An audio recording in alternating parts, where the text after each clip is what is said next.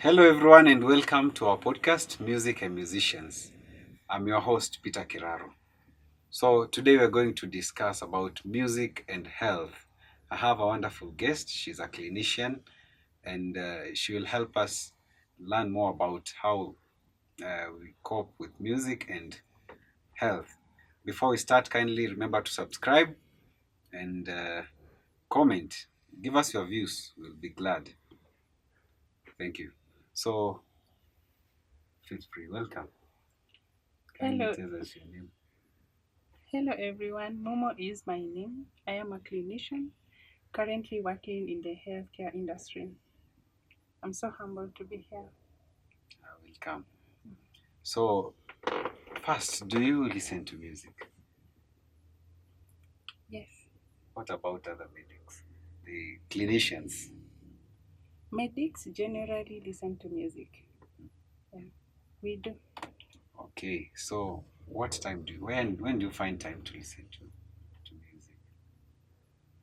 Time is available for everyone. Yeah, so if you really want to listen to some good music, you will have time. We don't work 24 hours a day. So, for you, which is your best genre of music? I love listening to good gospel music, something sweet and soothing. Because apart from listening to music, I use music as therapy. Hmm, Yeah. wonderful. When I was in high school, I had a dream to become a music therapist. Maybe that dream is still valid. I think it's still valid. Do you use earphone as you listen to music? Personally, not as much. I only use earphones when I must use them because I don't recommend them as a clinician or rather as a healthcare worker. No, I only use them when it's necessary and that I must use them. I can't avoid it. So, what effect will it have to your, I think, eardrums or to your ears? Okay, first, when you're using earphones, you are listening to something. It could be music, it could be spoken word, it could be just listening to this scholar that you're following, could be watching music and musicians and all that. But use of earphones equal some side effects medically. Number one being if you're using earphones and you're using them on high volume, like for example, what you're doing a lot of harm to your eardrums. Eardrums, your eardrums are responsible for your hearing. If you subject them to high volume music constantly and consistently, you're going to have an issue with them, which can actually lead to temporary or permanent hearing loss. That is number one. Another reason why I don't use and I don't recommend earphones is because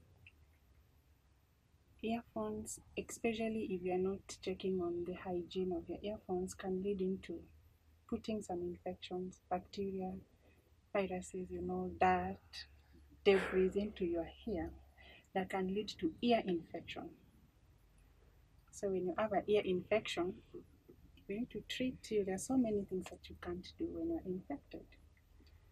And I have, lastly, about earphones, I am concerned about people who use the wrong shapes and sizes of earphones, which can lead to traumatizing your eardrums.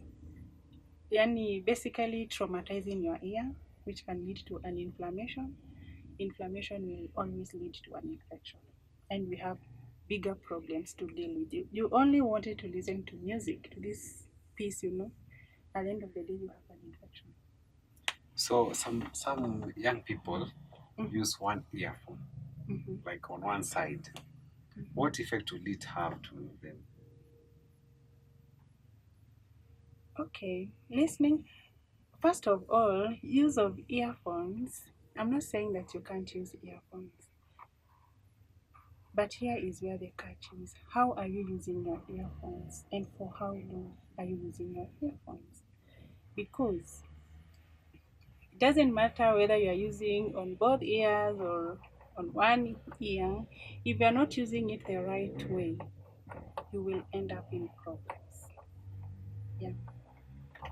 So enough about earphones. What is the relationship between music and your physical health or even your mental health? Music has a very big role in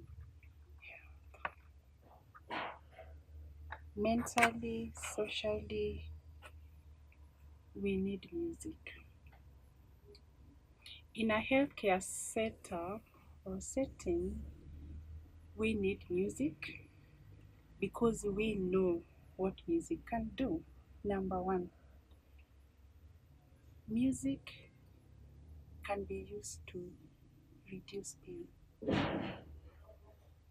Yeah, this is what happens when you're listening to some good music, and good music is relative, because whatever is good to me does not mean that it must be good to you.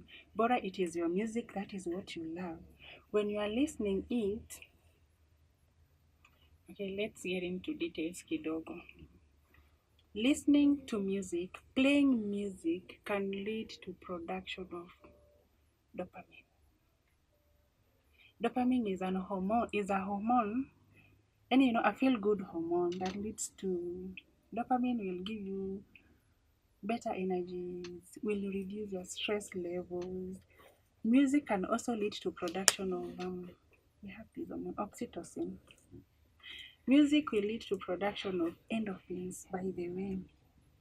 And better endorphins are actually responsible into reduction of pain and stress.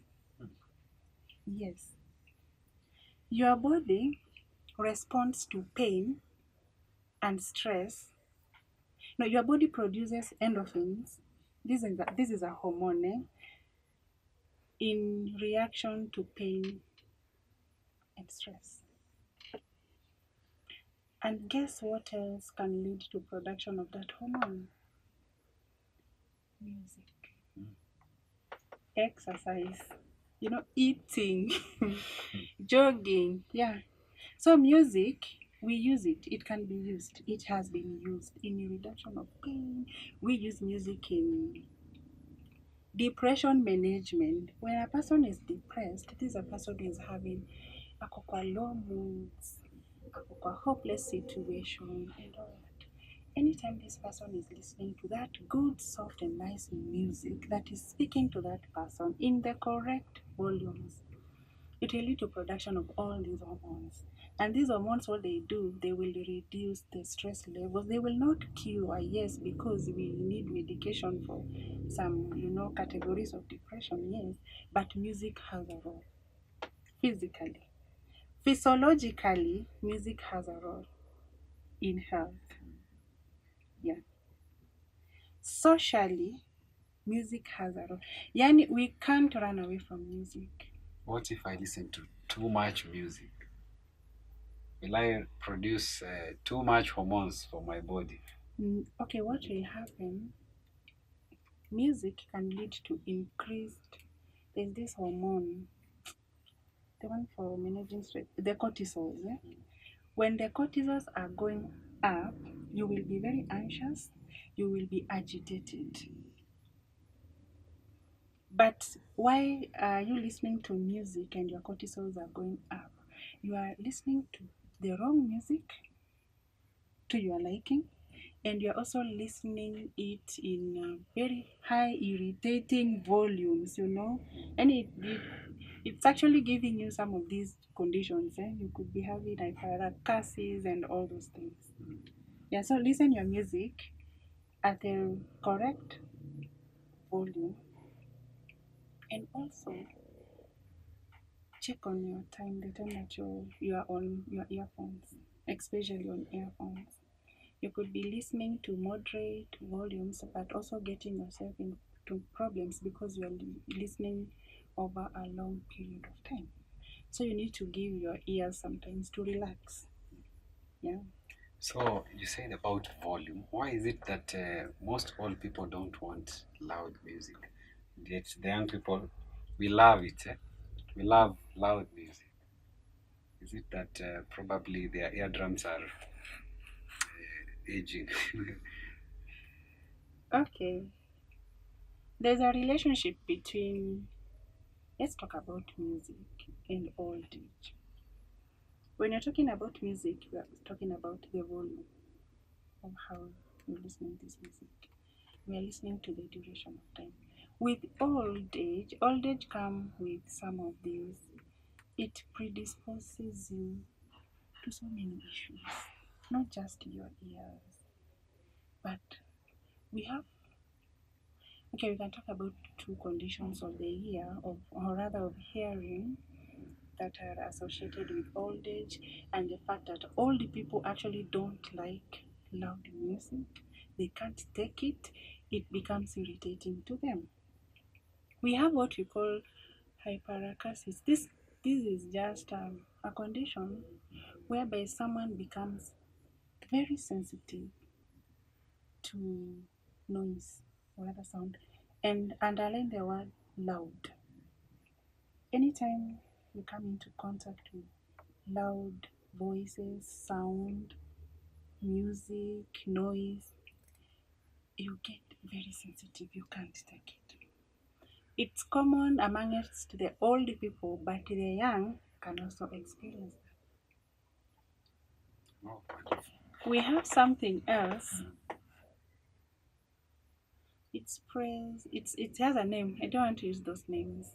It's also a condition when your eardrums, when you have exposed your eardrums to loud noises, because what they too loud, tuseme to sound over long time, inakuwa na like your eardrums inakuwa na wear and tear. So when you are having wear and tear, the eardrum, don't forget that the eardrum is actually all you need to hear. If if you're talking to a person, if you're listening to something good, some music, some spoken word, what happens? Your eardrums, they pick the sound. Then they will direct that sound into the inner ear. And we have some nerve endings there. That vibration of the eardrum, see, that becomes a vibration. The vibration is taken into the inner ear. In the inner ear, we have the nerve endings that will convert that vibration into an electrical signal, or rather an impulse. And that impulse is now what is taken to the brain, and the brain will interpret that sound or that information as something. Then you will hear. So if we are not taking care of our eardrums, we are predisposing ourselves into hearing loss in our old age. We will get into our 60s, we'll become senior citizens. We don't want to listen to anything or anyone. We can't take any sound. It could be music. Yeah. Now, some people complain that after listening to music using the earphones, uh, they produce a lot of earwax. What could be the problem? Generally, we have some people who just produce a lot of earwax naturally for some reasons. But these people who are experiencing that after listening to music, it only means that the problem is around listening to that music. It could be the earphones that they're using the wrong shapes and sizes for their ears. It could be that they're using the earphones on high volumes that are just, disturbing everything, the peace of your ear. It could be First of all, young people, the hygiene of your earphones plus sharing of earphones. You never know how dirty my ears are before you just pick my earphones and put them in your ear. It could be dirty, it could be having bacteria. So what happens if you do that? You are inserting infection into your ear. And this infection, when the ear is producing wax, it's a mechanism of the ear trying to clear some infection. So if someone is experiencing that after using earphones or after listening to music or something, there's a problem around the listening of this music. It could be the earphones, the hygiene of the earphones, the volume of the earphones. How can I tell the right shape for my ear? The right shape, the earphone shape. It is very easy to tell. Wakati when you're fixing them in your ear, you can really tell this is comfortable or not. Is it fitting or not? If you can't do that, please come to the hospital. We have audiologists there. They can actually do a size for you. They'll recommend something. Yeah, but anything that you're putting in your ear and it is not comfortable for you, it is not right for your ears. Yeah. Now that you said music is very important in the health setup, why don't we have music in our hospitals? We have music in hospital.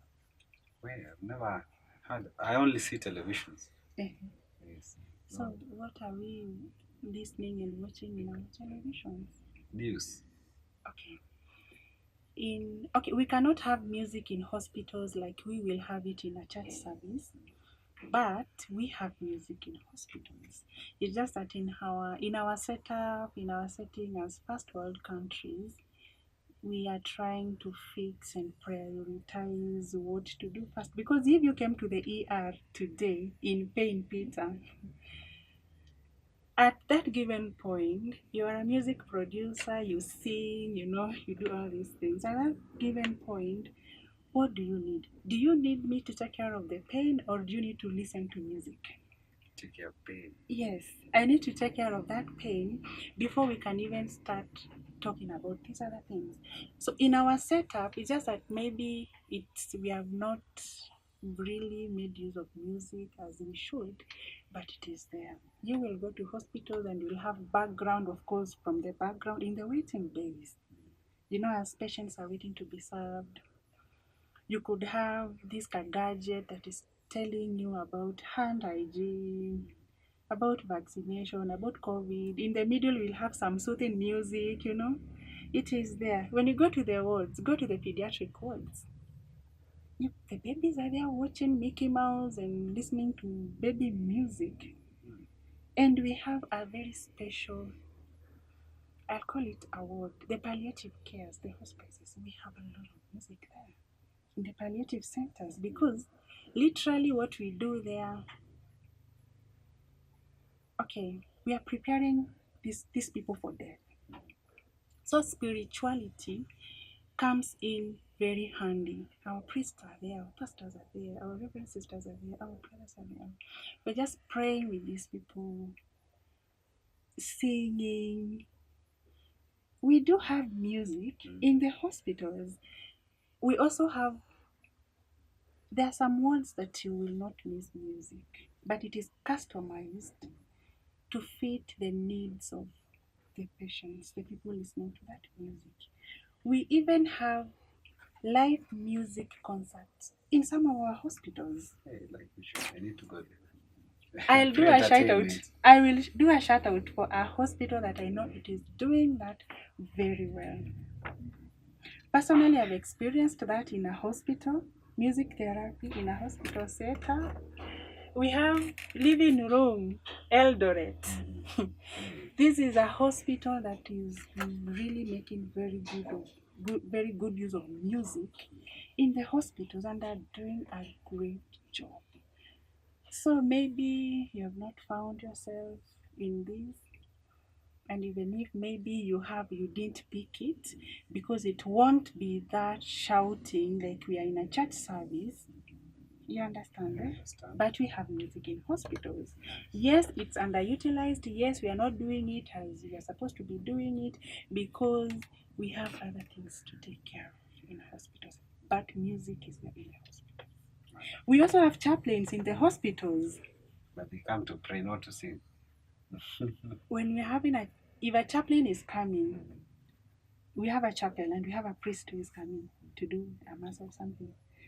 You will sing, you will pray, they will, you understand? If a pastor comes, there will be, even if it's just that 10 minutes, low tone music, we will have a chorus for the patients who are able to come, for the caregivers, for the loved ones, for the relatives. We have chaplains. That means that we sing in the hospitals. Yeah. That's nice. Mhm. So finally, Mhm.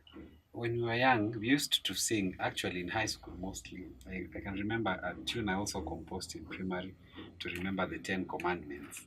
Mhm. So that means music can help you in boosting your memory. Can that be used to help the elderly, for example, or people with memory issues to grasp the information? Yes, Does it work it does. for the old? It does. It does. It can work. Of course, it does not work for everyone. It will depend on, first of all, what caused your memory loss, because sababu ni nyingi. But for the elderly, memory loss is more of Alzheimer's. Alzheimer's is just, it's a progressive loss of cognitive abilities. And what are cognitive? This is thinking, remembering, and all that. So when we say like, we can just talk about Alzheimer's kidogo. I have a personal relationship with Alzheimer's firsthand, and I have a secondary relationship with Alzheimer's, and I am also a clinician, so I deal with Alzheimer's. And I'll give two examples as I elaborate on this. When you say Alzheimer's, you're saying progressive loss of loss of memory. So music will come in handy when you're doing the progressive. Before now we get into complete declining of the cognitive abilities. So music, number one, this is what it will do. It will slow down the memory loss journey in this way. When our senior citizens are getting into Alzheimer's, inakuja pole pole, he starts forgetting this, he can't do this, tomorrow he can't do it, he can't even remember you, tomorrow he remembers you. So like when you're doing, you'll find out, like in the elderly, I have a personal experience. This is my friend. Her uncle brought her up alishikwa na Alzheimer's. So this is what happens, and this is what happened to him. I watched it. Anytime he listens to music, he remembers, he sings to the music. He can actually do an entire rock of ages. And after that, maybe 2, 3, 5 minutes, he can't even remember. He's not even self-aware that he was doing that. But what is that music doing to this old man? It is stimulating his brain cells, like as hijaenda, not yet, na ina trigger memories. Music can trigger memories, and that we can't even talk about music and memory and old age and mental health today. If an elderly person who maybe was a pastor, he understands the entire golden bells, and he is in the progressive loss of memory, music will prolong that process in this way. Just a mere fact that he can hear you play a music that he understands or he can remember, the memory gets triggered and he sings to the song. And he will sing mpaka amalize. And as amaliza, and he can't even remember anything else, but what the memory is being triggered. Music is also used by the elderly, like it's emotional connections. Like you find this someone who is losing their memory and they hear some music that they can connect to. Maybe it's something that was composed or produced by their son, and they had attachment with that. A song that was sung in this funeral of a loved one. Anytime it's sung, he sings to it. She sings to it. But now, when we get into the total decline of the cognitive abilities, this person has completely lost their cognitive abilities. Music has a role in this way. I cannot overemphasize the use of music in production of this hormone called dopamine, the feel good hormone. When this person is listening to, they have lost their memory, yes. They don't even understand what is happening. But if this music is played in the right volumes, just that soft and sweet music, they'll be listening to it. They can tell something good from the background. So what are we doing? The dopamine hormone is being produced. When it is being produced, they are coming down. You know, if they're in pain, it is coming down. Their stress levels are coming down. They are getting less agitated.